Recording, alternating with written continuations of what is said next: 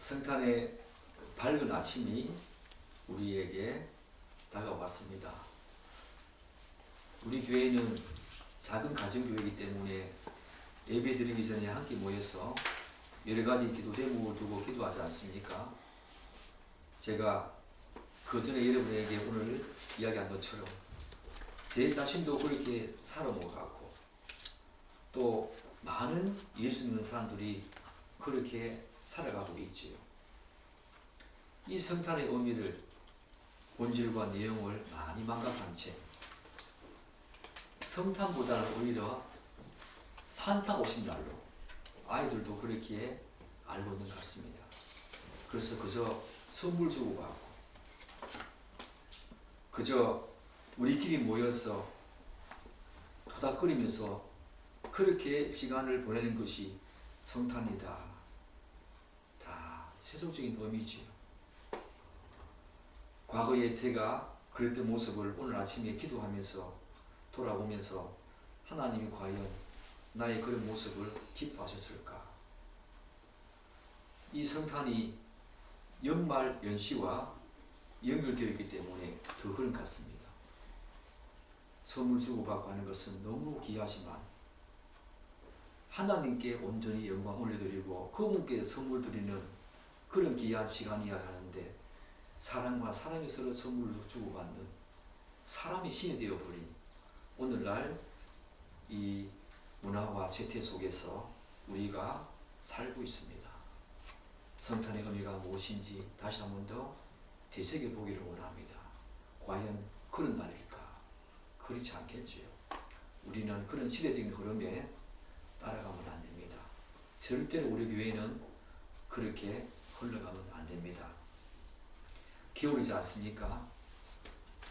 한 10년 넘었으니까 큰 돈을 들여가지고 아내와 같이 의기를 모아가지고 돌침대를 한번 샀지요. 아마 10년이 넘었지 않았을까 생각되는데 지금 이렇게 추운 겨울에 돌침대에 누워서 잠이 들 때마다 저는 두 가지 딱 생각합니다. 한 가지는 나는 이렇게 너무 따뜻한데 찜질방에 온 듯한 느낌 아닙니까? 돌침대가. 나는 이렇게 따뜻한데 이 추운 겨울날 바깥에서 이 밤에 일을 하시는 분은 얼마나 힘들까 그런 생각을 해봅니다. 그리고 노숙자들 한번 생각해 봅니다. 과연 내가 여기에 이렇게 따뜻하게 누워 잘 수 있는 것이 그분들 생각할 때 너무 부끄럽기도 하고 죄송스럽기도 합니다. 요 근래 제가 그렇습니다. 그리고 한 가지 더. 그 당시에 예수님이 아기 예수로 오셨을 때에 아마 그 지방도 밤이니까 춥지 않았을까 하는 생각을 합니다. 그 말구유에 나는 이렇게 왕처럼 정말 너무 따뜻한 찜질방에 온 듯한 그런 잠자리를 가지면서 편안하게 이렇게 잠을 자고 있는데 예수님께서는 그 추운 날 그것도 말구유에 말을 먹이는 그 말구유에 아기 예수로 오셨다. 생각해 보면서 많은 생각을 하게 됩니다. 왜 그렇게 그분이 오셨는가? 왜 그렇게 오셔야만 하는가? 우리는 성경에서 그분이 직접 이 땅에 오신 이유 그것을 명확히 밝힌 부분들을 여러 군데서 찾을 수 있지요. 제가 기도하기 전에도 언급을 했지만 나는 의인을 부르러 이 땅에 오신 것이 아니라 죄인들을 부르러 왔다. 그렇게 말씀하십니다.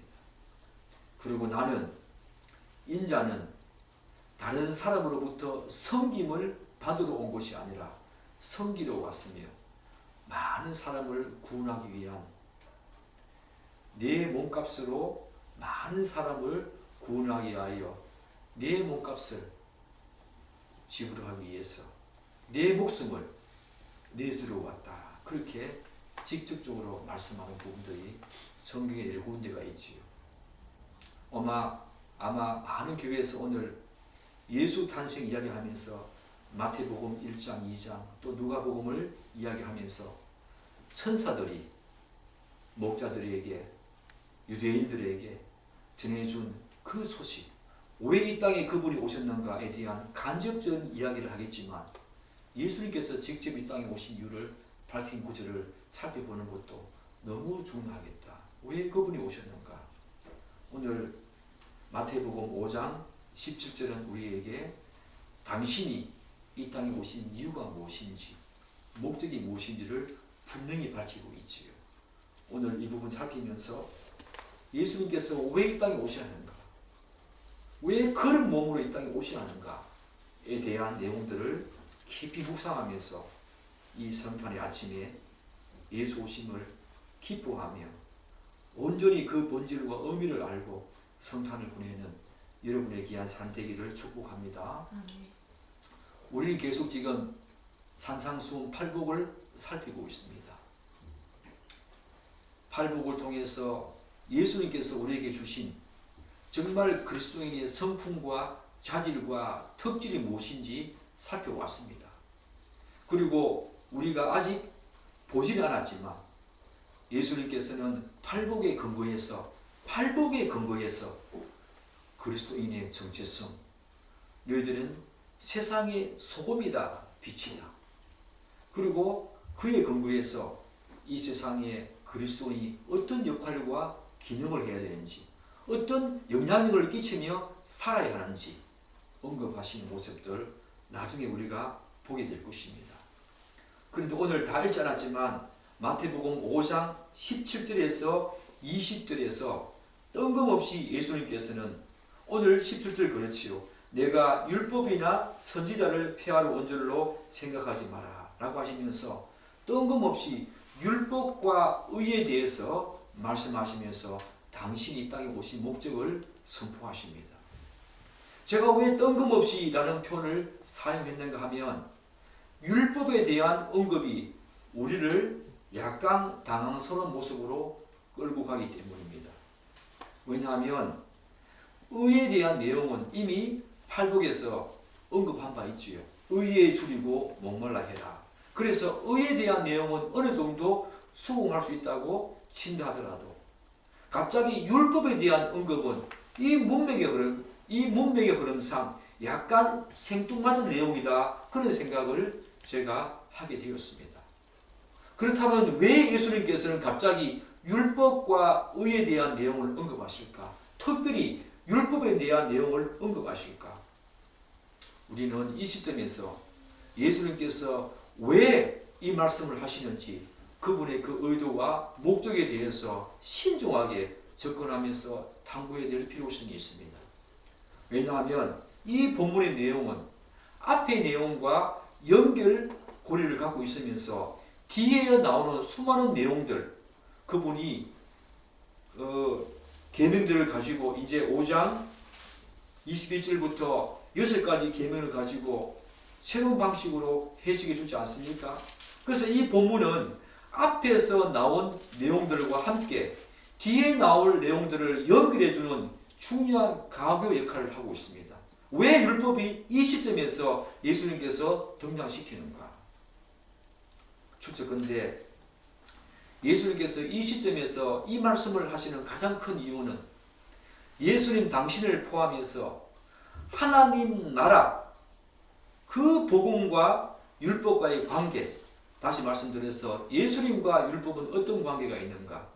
그리고 그리스도인과 율법과는 어떤 관계가 있는가? 이것을 분명히 이 시점에서 정리해 줘야 될 필요성을 그분이 느꼈기 때문에 우리가 생뚱맞게 생각할 수 있는 이 율법을, 의를 예수님께서 지금 말씀하고 있다. 아마 그런 식으로 생각하면 틀림없겠지요. 당시 예수님의 가르침과 교훈이 어떤 무리에게는 어떻게 들렸을까요?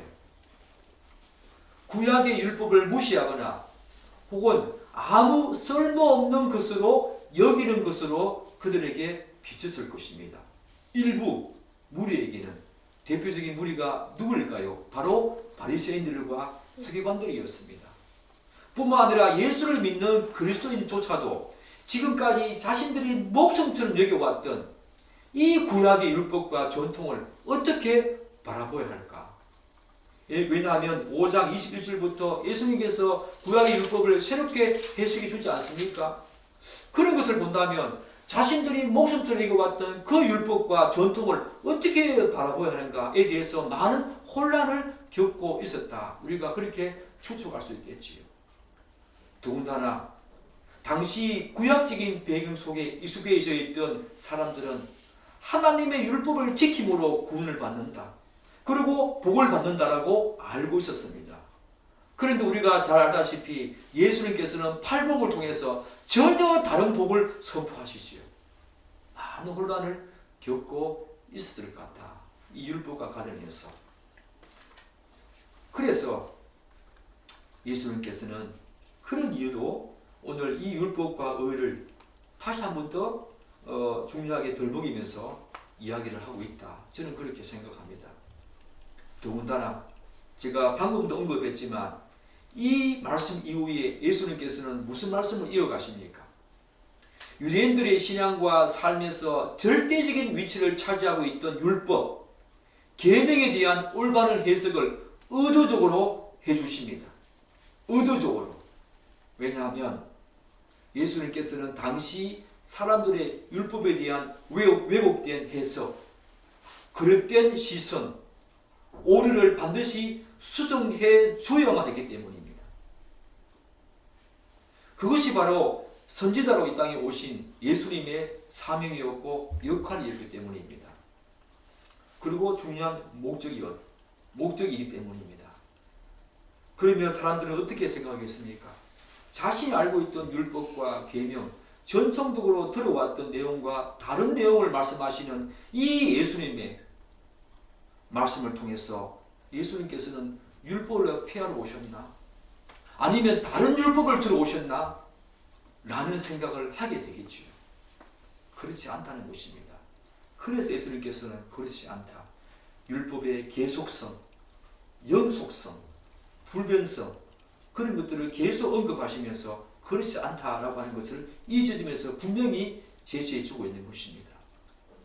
이러한 이유 때문에 예수님께서는 율법의 절대적인 불변성과 연속성, 율법의 가치와 중요성 이것들을 분명하게 그들에게 혹은 제자들에게 가르쳐 줘야 될 필요성을 강력히 느꼈다고 볼 수 있지요.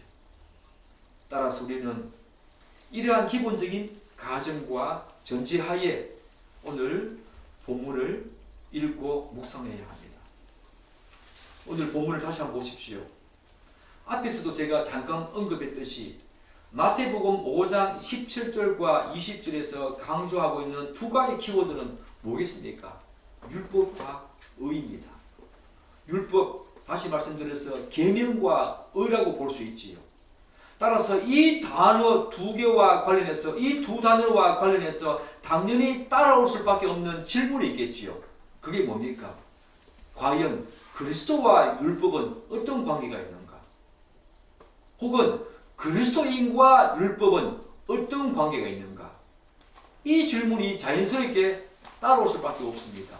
그리고 자연스럽게 신약과 구약, 복음과 율법과의 관계에 대한 질문을 또 자연스럽게 불러일으키지요. 예수님께서는 본문에서 바로 그 해답을 우리에게 제시해 주고 있습니다. 마태복음 5장 17절과 18절은 전자의 질문. 다시 말씀드려서 그리스도와 율법과의 관계가 어떠한가? 그리고 19절부터 20절은 후자의 질문. 다시 말씀드려서 그리스도인과 율법은 어떤 관계에 있는가? 그 질문에 대한 해답을 우리에게 제시해 주고 있습니다. 사랑하는 여러분, 좀 딱딱하지요? 어렵습니다. 너무 쉬운 내용만 들어왔습니다. 우리가. 그런데 우리 교회는 계속 제가 딱딱한 내용을 말씀 많이 드렸고 또 교리 공부를 통해서 충분히 이 내용들을 수용할 만한 능력과 지식이 있다고 생각합니다. 좀 어렵더라도 여러분이 집중해서 들었으면 좋겠습니다. 그렇다면 예수님께서는 당신이 이 땅에 오신 목적을 뭐라고 말씀하고 있습니까? 우리 17절 한 번 더 읽어보겠습니다. 내가 율법이나 선지자를 폐하러 온 줄로 생각하지 말라. 폐하러 온 것이 아니요 완전하게 하여 함이라 라고 말씀하십니다. 물론 여기서 완전하게 이 말씀은 채우다 그런 뜻입니다.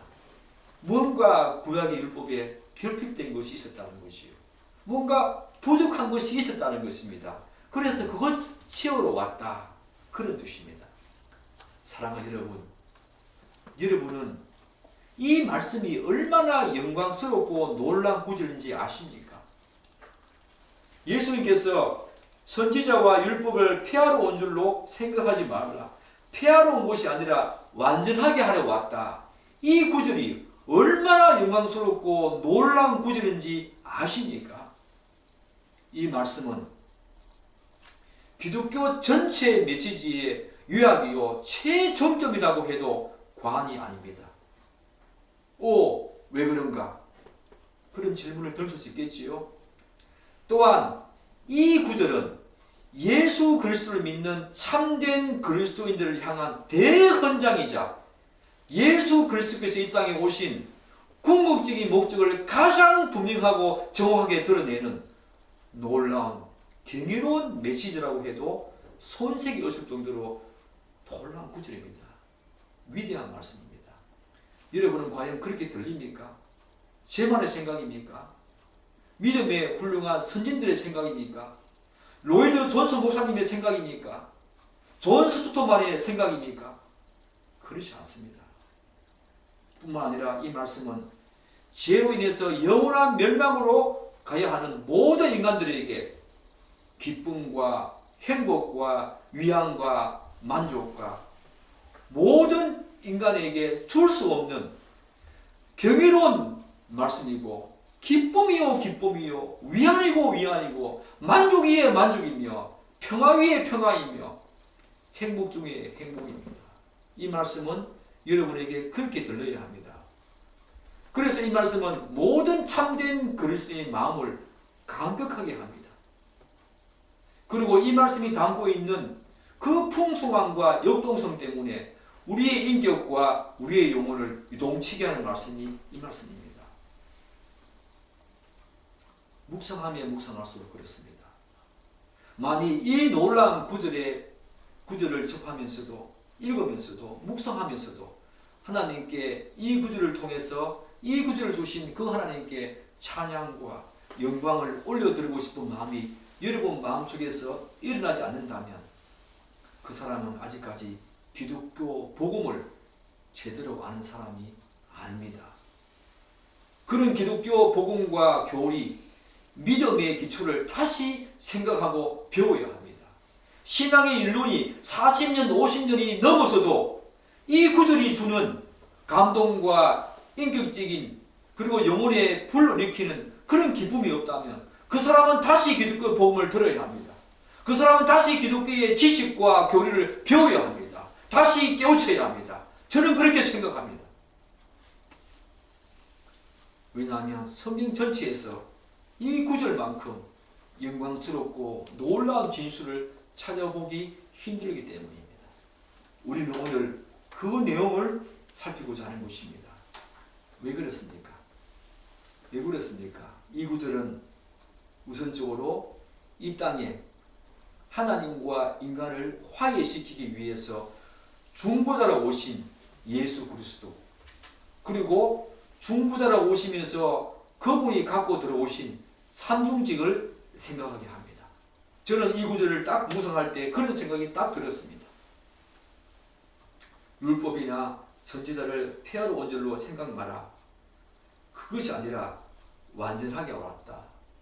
하나님과 인간 사이 죄로 말미암아 깨어진 그 모든 관계를 회복시키시고 화해시키시고 또한 그런 역할과 사명을 가지고 이 땅에 오셨는데 특별히 삼중직, 예수 그리스도의 삼중직을 제가 이 부분을 묵상하면서 생각하게 되었습니다. 삼중직이 뭡니까? 예수님은 이 땅에 제사장으로 오셨습니다. 선지자로 오셨습니다. 왕으로 오셨습니다. 이 구절이 그런 내용들을 다 함의하고 있다는 것입니다. 너무 귀한 구절 아닙니까?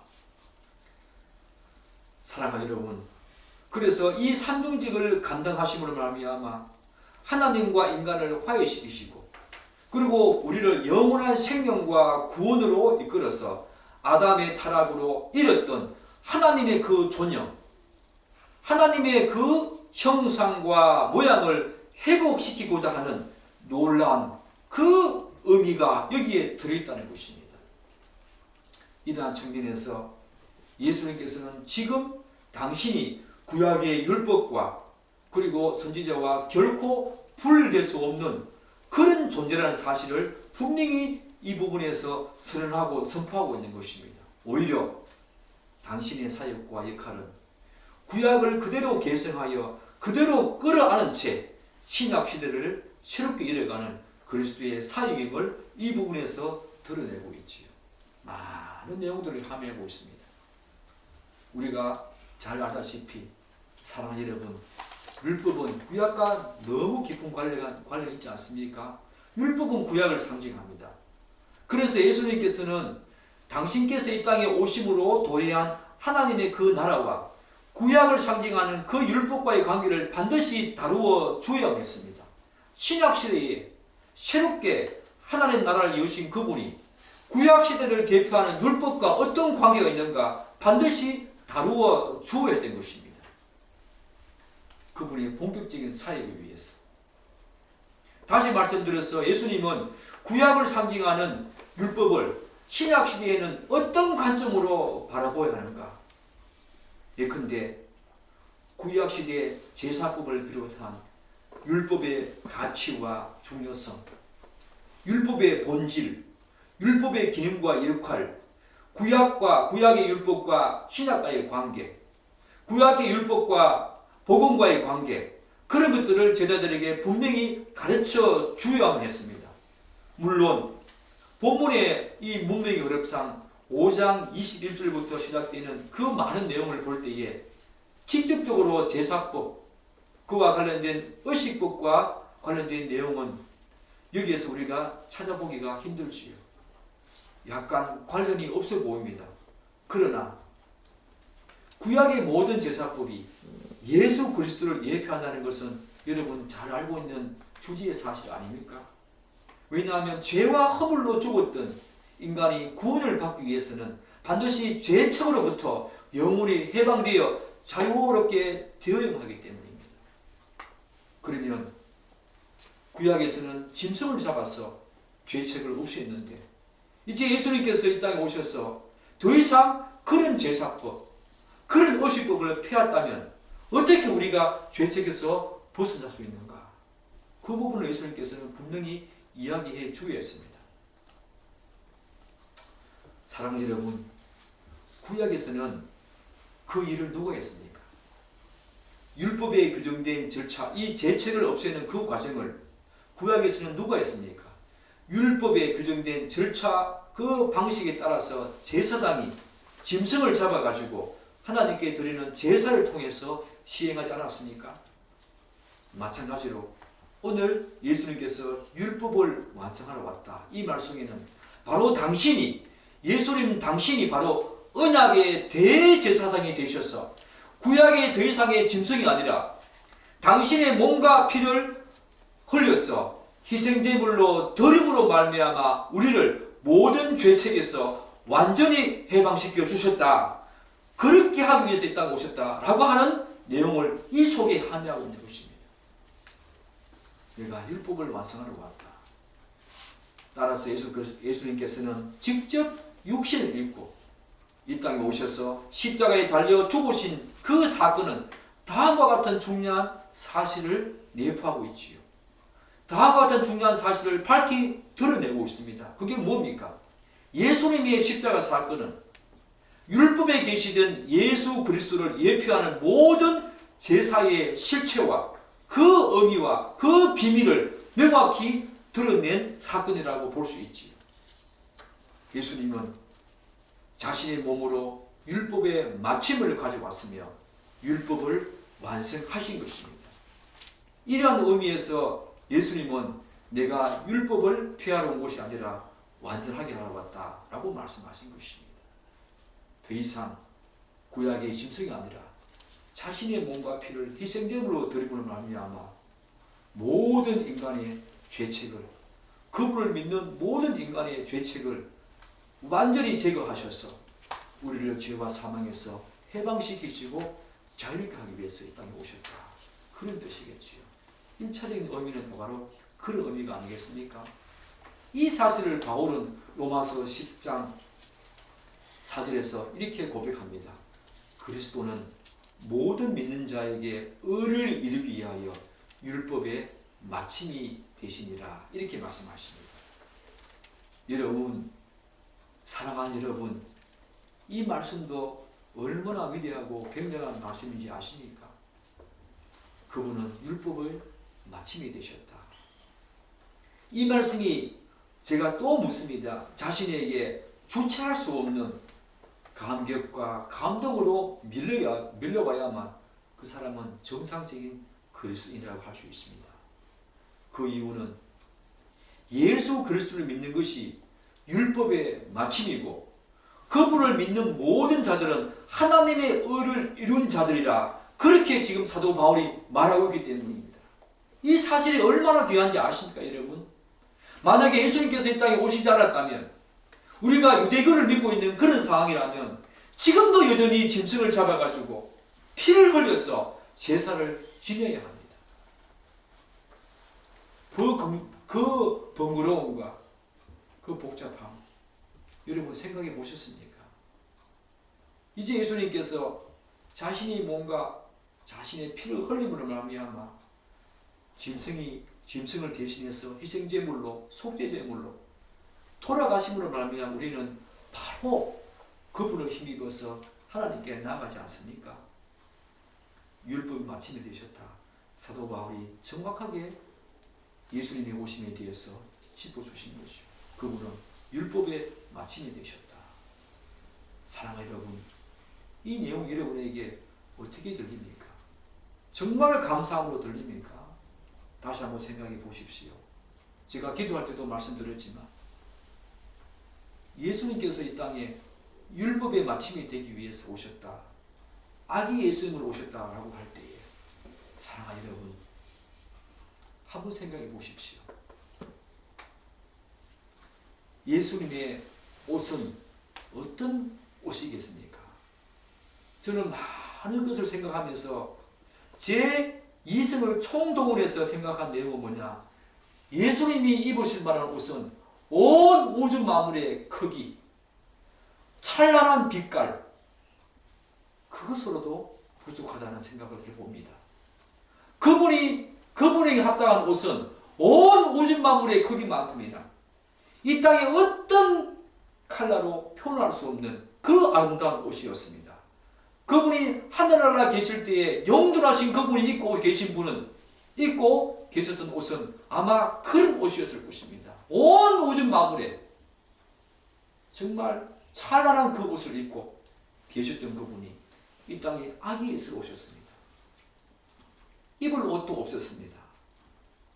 그리고 그분이 성인이 되어지고 입었던 그 옷은 어떤 옷이었습니까? 그 옷에 비하면 인간의 몸을 입고 오신 그분이 입으신 그 옷은 너무 어울리지 않는, 너무너무 비좁고 작은 옷, 그런 옷 아니었겠습니까? 그런 옷을 입고 그분은 33년간 사셨습니다. 제가 말씀드렸지만 우리는 조금만 작은 옷을 입어도, 치수가 조금만 작은 옷을 입어도 너무 불편하지 않습니까? 예수님은 33년간 이 땅에서 그렇게 사셨습니다. 전혀 어울리지 않는, 너무나 비좁은, 너무나 허름한 옷을 입고 사셨습니다. 그분이 십자가에 돌아가신 그 사건만 고난 보시고 고통 보신 거 아닙니다, 여러분. 이 땅에 오셔서 그분이 사신 삶 전체가 그분에게는 고통이었습니다. 그분이 한 걸음 한 걸음 내딛는 그 발자취 자체가 고난이었습니다. 우리는 이 사실을 기억해야 합니다. 왜요? 우리를 위해서. 그분이 아기로 태어나셨다. 많은 신학적인 이유가 있습니다. 그러나 여러분에게 한 가지 주지시킬 사실은 이런 것입니다. 그분이 이 땅에 아기 예수로 태어나서 그분은 완전한 하나님이시고 완전한 인간이었지만 그분도 죄의 유혹을 받으셨습니다. 왜? 몸을 입고 있었으니까. 그럼에도 불구하고 그분은 완전한 인간이기 때문에 죄를 짓지 않았습니다. 왜 그분이 인간에 오셨는가? 우리의 모든 삶을 경험하고 몸소 체험하셔야 하기 때문입니다. 인간이 어떤 것인가 그분이 알아야 하기 때문입니다. 몸소 체험하셔야 하기 때문입니다. 지금도 하나님 우편에 앉아 계신 그분은 우리 인간의 몸을 입고 이 땅에 오셔서 우리 인간의 삶을 다 체험하시기 때문에 여러분의 생각과 저의 생각 그리고 인간의 삶의 고통이 얼마나 어렵고 인간에게 다가오는 그 죄유혹이 얼마나 심각한지를 그분이 다 아십니다. 그래서 우리가 예수를 믿으면서도 죄를 짓지만 그 죄를 하나님께 다 아뢰고 예수 그리스도 그분을 중보 삼아서 다시 갈 수 있는 것은 그분이 용서해 주시기 때문인데 왜 그렇습니까? 그분이 인간의 몸을 입고 오셔서 인간의 모든 경험들을 체험하시기 때문에 우리를 충분히 이해하시기 때문입니다. 그분이 충분히 우리를 이해하시기 때문에 기도하면 그분이 들어주시는 것입니다. 당신이 인간의 몸을 입고 인간의 삶을 사시기 때문에 인간의 고통을 다 아십니다. 죄에 얼마나 심각한 유혹을 받는지 죄에 얼마나 연약한지 그분이 다 아십니다. 그분도 몇 번 넘어질 수 있었지요. 십자가 앞두고 그분이 어떤 기도합니까? 하나님, 할 수만 있다면 이 십자가 잔을 제게서 피하게 주옵소서. 그런 분이었습니다. 완전한 하나님이신 그분도 그 죄의 유혹에 넘어가지는 않았지만 분명한 죄의 유혹은 그분이 33년간 사시면서 엄청난 죄의 유혹을 그분이 받으셨다는 것입니다. 우리 인간을 다 경험하신 거지요. 그래서 우리가 죄에 넘어지고 유혹을 받아서 걸려져도 그분이 다 이해하시고 우리 죄를 용서하시는 것입니다. 그러기 위해서 그분이 이 땅에 인간의 몸을 입고 34년간 사신 것입니다. 여러분. 그분을 여러분 얼마나 알고 계십니까?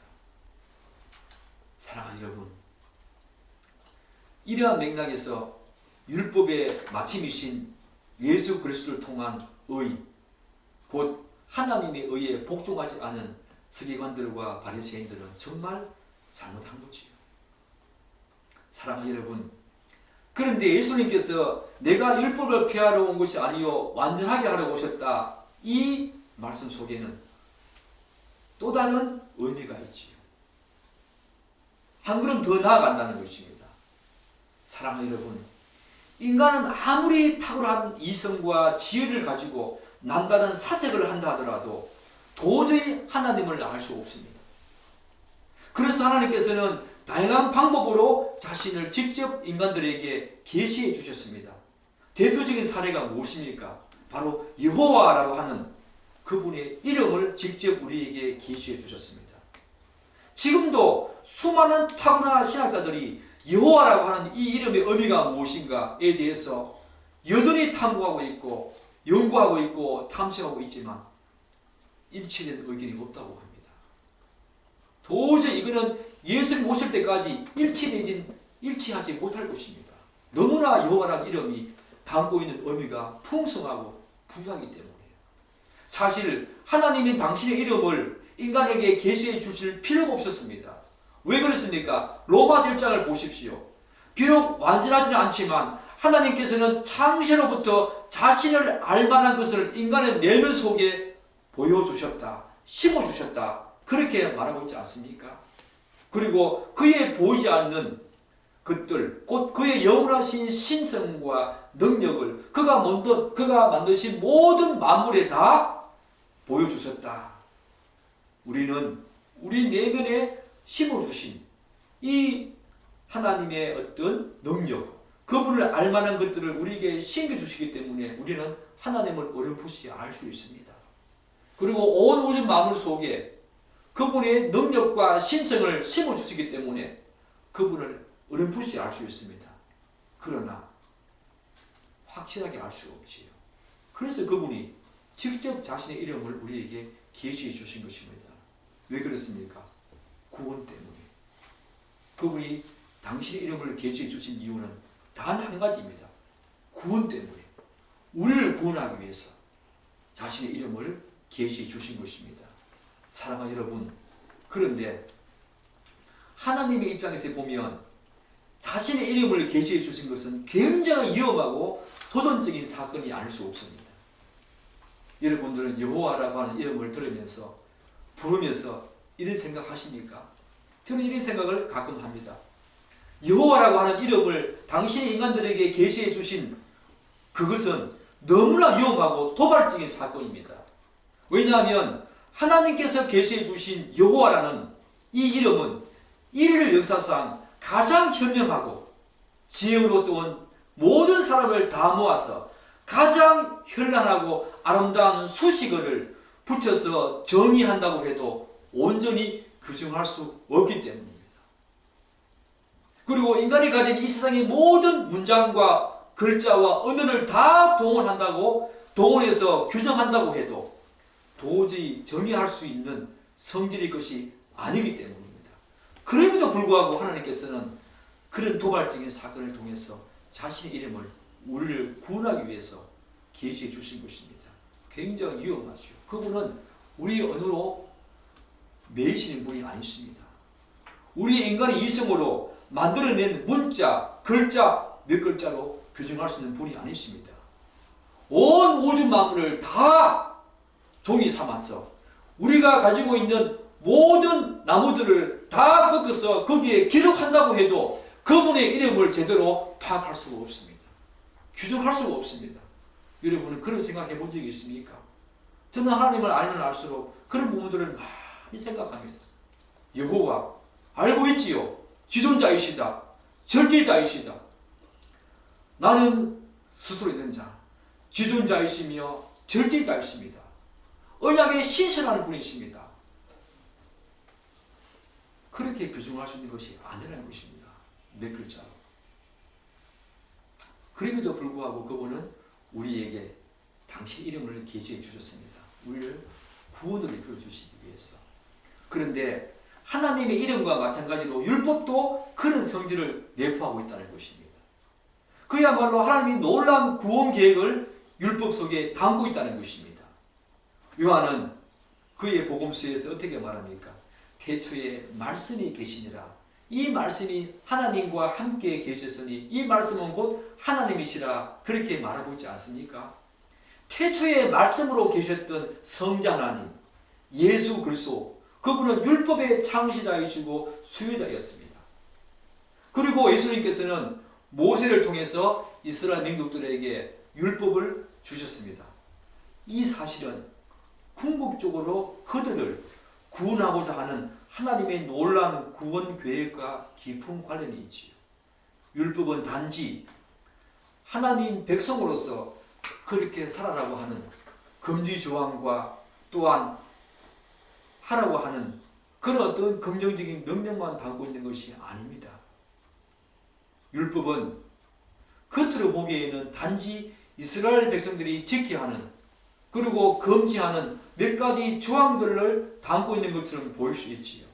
그러나 하나님께서 이스라엘 백성들에게 주신 그 율법은 당신의 존재 그 자체를 담고 있습니다. 여호와라고 하는 그 이름 안에 당신의 존재 그 자체를 담고 있듯이 이 율법도 당신의 존재 그 자체를 담고 있다는 것입니다. 몇 가지 율법 조항들 그것을 의미한다는 것이 아닙니다, 여러분. 율법에는 자기 백성들을 향한 하나님의 긍휼과 사랑 그리고 놀라운 지혜와 그분의 생각에서 발로된 당신의 전 존재가 고스란히 용해되어서 녹아 있습니다. 뿐만 아니라 하나님의 인격과 거룩한 성품과 그리고 하나님의 놀라운 구원 계획이 거기에 고스란히 녹아 있습니다. 그야말로 율법은 하나님 존재 그 자체이며 하나님께서 자신이 누구신지를 가장 선명하게 드러내는 도구가 바로 통로가 바로 율법입니다. 그러므로 하나님께서는 당신의 말씀인 율법을 통해서 당신의 존재와 인격과 성품을 드러내셨고 자기 백성들과 친밀한 교통과 인격적인 교제를 나누고자 하신 것입니다. 사랑하는 여러분, 여러분들은 하나님의 말씀을 이런 식으로 생각하면서 인식하면서 읽고 묵상합니까? 저는 어느 순간에 이 하나님의 말씀 안에 하나님의 전 존재가 다 들어있다. 그분의 성품과 그분의 특징과 그분의 본성과 속성과 하나님의 모든 전 존재가 다 들어있다. 인격이 다 들어있다 라고 생각하는 그 순간에 이 말씀이 얼마나 고귀한지 알게 되었습니다. 제가 말씀을 읽고 있는 그 순간에 하나님과 사귀고 있다. 하나님과 교제하고 있다. 하나님 그 속으로 들어가서 그분의 전 존재를 지금 내가 읽고 있다는 그런 생각을 하면서 어느 순간에 말씀을 읽는 것이 기계적으로 의무적으로 읽혀지지 않았습니다. 정말로 이제는 인격적으로 그분을 만나는 시간이다 라는 생각을 하게 되니까 얼마나 기쁜지 몰라요. 율법은 하나님의 말씀은 바로 그런 것입니다.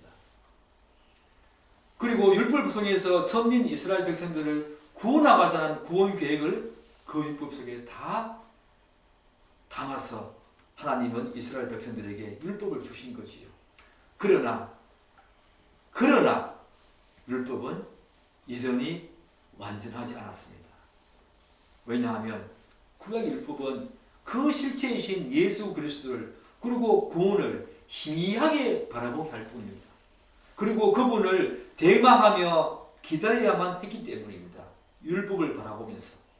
그러나 하나님의 때가 참에 율법의 실체이신 예수 그리스도께서 이 땅에 오심으로 말미암아 이제 율법은 완전하게 된 것입니다. 예수님은 당시 율법에 대한 사람들의 잘못된 해석을 그리고 오류를 수정해 주셨지요.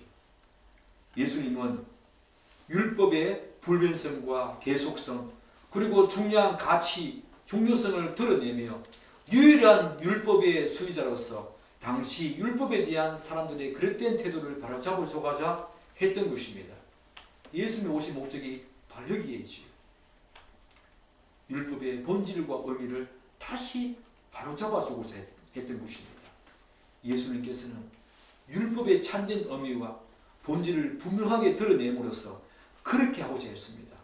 예수 그리스도는 이 땅에 오실 때 율법 아래 나셨지요.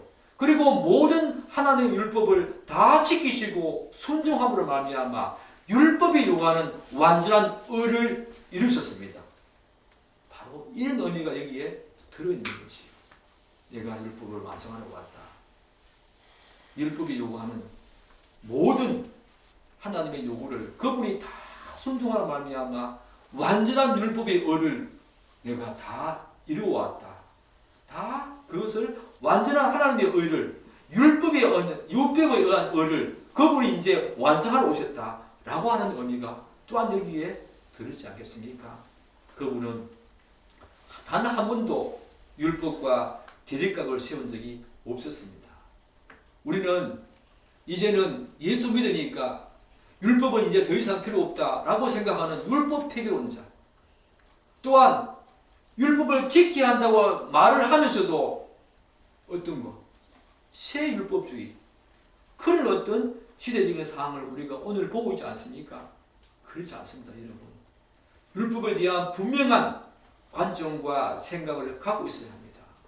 바른 신앙생활을 위해서는 반드시 필요하다는 것입니다. 예수님은 절대로 율법을 부정하거나 대척점에 서서 대립한 적이 한 번도 없었습니다. 오히려 율법을 완전히 성취하러 오셨고 율법의 영속성과 구속력은 계속되어야 한다고 그분이 말씀하신 거지요. 그래서 예수님께서는 내가 율법을 폐하러 온 것이 아니라 완전하게 하러 왔다.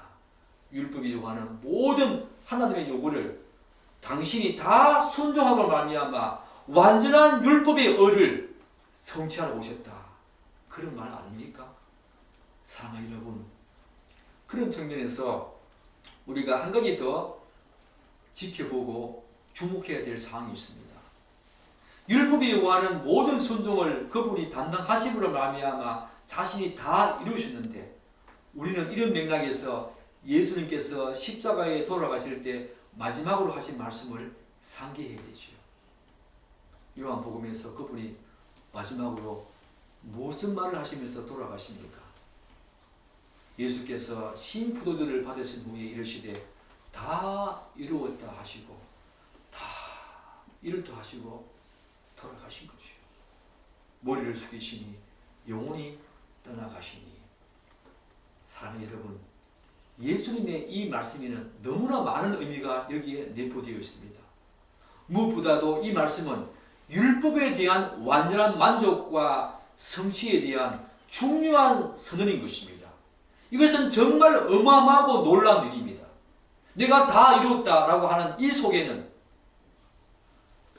하나님께서 우리에게 요구하시는 모든 율법에 대한 순종을 그분이 다 이루시고 율법의 완전한 의를 이루셨다, 그런 내용들을 분명히 내포하고 있지요. 그 외에도 수많은 의미가 있지만 1차적으로 그런 의미가 있는 것입니다. 지금 현재 시대로뿐만 아니라 우리가 사단의 유혹에서 이길 수 있는 가장 확실하고 분명한 답도 바로 여기에 있는 것입니다. 그분이 율법의 완전한 의를 이루신 그것이 우리가 사단의 유혹에도 이길 수 있는 가장 분명한 답이 되는 것입니다. 그리고 우리가 마지막 날 하나님의 최후의 심판대 앞에 섰을 때에 하나님의 심판을 받지 않을 수 있는 놀라운 변화도 바로 예수님께서 모든 율법의 요구를 만족해서 완전한 율법의 의를 이루시기 때문입니다. 사랑하는 여러분, 그리스도인에게 이 사실보다 더 놀랍고 경이로운 변화가 있겠습니까?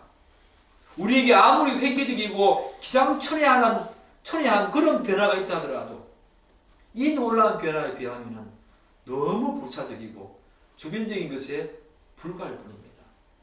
즉, 그 모든 것은 이 놀라운 변화 앞에서는 머리를 조아리고 감히 머리를 들지 못할 정도로 사소한 것에 불과한 것입니다.